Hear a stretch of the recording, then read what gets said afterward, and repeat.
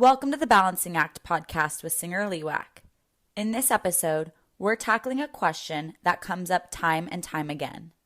What can we do to make an audit run smoother?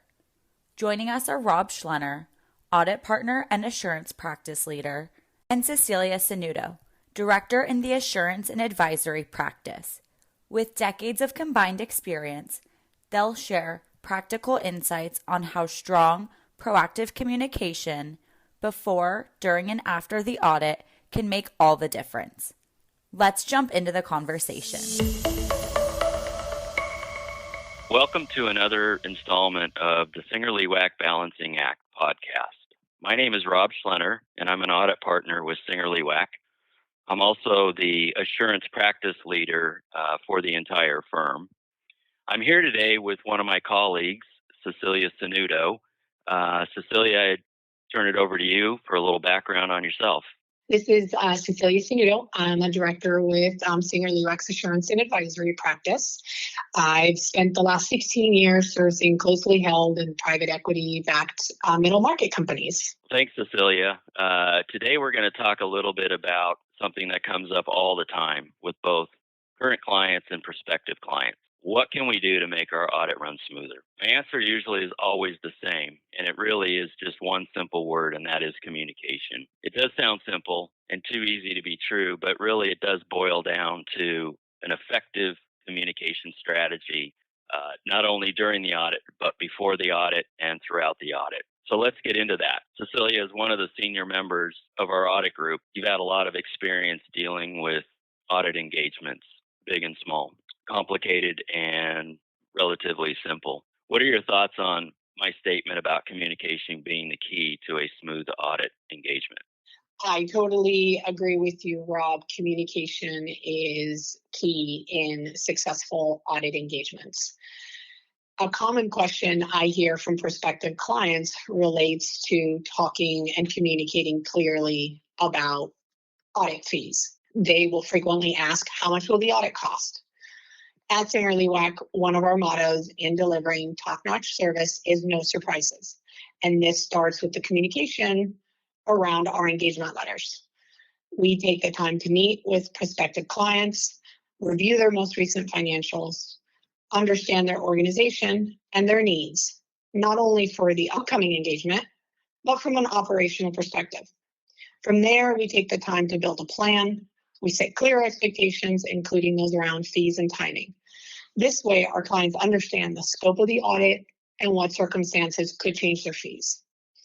First-time audits in particular give rise to challenges that clients may not be aware of or not apparent from an initial review or a conversation. When these communications arise, we stop, we discuss with our clients, and agree on a path forward. You're so right, Cecilia. Since an audit has so many variable components to it, it really is beneficial to make sure our clients understand how that fee was built. And that includes any assurances that we have around expectations. When issues arise that are unexpected and out of what we call out of scope of the arrangement, we always communicate with clients first before moving on. That's right, Rob. I spend a lot of time discussing issues with clients and brainstorming solutions. These solutions boil down to two categories. We can provide extra time for an additional cost, or the client can work on the issue and fix it. This way, the client is in charge of their decision and their cost. Again, we go back to our motto, no surprises. In my experience, two issues that stand out to me that are a challenge during first-time audits have to do with inventory or accounts payable. Frequently, our clients find out that an audit is needed after their year-end and an inventory observation is not performed at year-end. In this scenario, we meet with our client, analyze their operations, and come up with a few options. The goal is always to keep the client in the driver's seat as to cost and effort. The second issue is around accounts payable. As part of our audit, we do a search for unrecorded liabilities. When we run into issues where there may be errors or missed transactions, we'll stop our work and discuss with the client. This will allow our clients to understand the issue and then decide whether they want to spend the time and effort to clean it up, or if they would like our assistance to do so. The key here is making sure we spend time up front to discuss issues and let our clients decide on how to proceed. Yeah, that sounds good. So now we have this engagement letter in place, and we've had those discussions about how to handle unusual or unforeseen issues. Cecilia, what do you see as being another critical communication point in the audit engagement? Another critical communication point find useful is keeping in frequent communication with our clients. I'm touching base with my clients throughout the year on a regular basis. I check in with them to see what's going on with their business, how the current economic environment is affecting them. I get to hear about any questions they have and hear about any new transactions or major events they're dealing with. This proactive communication allows us to vet new things before auditing these transactions. In addition to the frequent touch bases, sometime in the middle of the year, could be 3 months before year end, up to 6 months before year end, we touch base to discuss expectations, timing, and responsible parties, and how to handle any issues that arise specific to the upcoming audit. We sometimes refer to this meeting as an entrance conference. This entrance conference allows us to see how the preparation for the upcoming audit is coming along on our client, if there's been any operational changes, and allows us to reset our plan and expectations. That's really good advice, Cecilia. So we're building on the communication theme here, right? So first we ensure that our clients understand what they're actually paying for and what might be considered an extra charge for something unforeseen. Then we communicate with clients throughout the year, all the way up to the beginning of the audit. So we know all the roles and responsibilities, and we're ready to commence the engagement. So now that day has come, and we're ready to get started on what we would call field work, which is that part of the audit where we do our testing, our checking and reviewing documentation support from both clients and third-party providers to clients. Depending on the circumstances, fieldwork can be a week or two of consecutive or semi-consecutive days, or even some sporadic days over a much longer period of time. Every audit sort of runs differently, and we have to be prepared for all those types of scenarios. Earlier, we talked about setting expectations, including timing. When does the engagement need to be completed by? When is the report expected to be issued? Things like that. What's been your go-to solution to ensure engagements stay on track and deadlines are met over that period of time? Rob, I've found the best way to ensure that engagements stay on track toward deadlines is to have frequent check-ins with our clients. During our entrance call, we will discuss a variety of items regarding to the upcoming audit, including the frequency and length of our check-ins. For the most part, these are weekly meetings that focus on priorities to keep the engagement going, serve as a way to discuss any pain points our clients are experiencing, and learn of any issues quickly so that we can deal with them and keep moving forward. I work on an engagement where there are several division controllers, accountants, and a chief financial officer that are involved in the different areas of the audit. We meet with them weekly for about 30 minutes to discuss priorities for each division, as well as the audit as a whole. Because the audit requires our clients to gather a substantial amount of information, they find it extremely helpful to know what is required at each stage of the audit so that they can organize their efforts internally and understand the time commitment needed to finish the audit by the required deadline. The added benefit to these check-ins for our clients is that they have timely information that allows them to manage their operational needs so that they can keep their operations going as well as keeping the audit on track. I agree, Cecilia. Milestone check-ins are so quick and easy, and it really does take the guesswork out of the equation. Okay, Rob, now let me ask you, what else do you find helpful in terms of communication during an engagement? Well, keeping with that communication theme, I'm actually going to steal a page out of your playbook. We talked earlier about entrance conferences being a great tool, and I am equally a fan of what I would term an exit conference. And that exit conference is nothing more than a all-hands meeting, usually the last day of field work or close to the last day of field work.